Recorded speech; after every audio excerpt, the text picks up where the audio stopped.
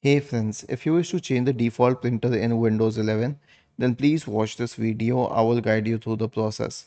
So right click on the start button, select settings from the menu, and then you can go to Bluetooth and devices on the list on the left hand side.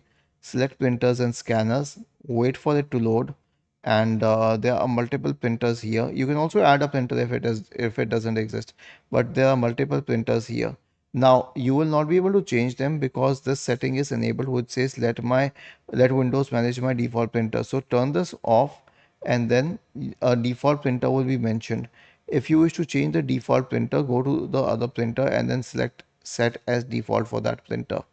But personally, I let Windows decide my default printer, but you can choose as per your requirements.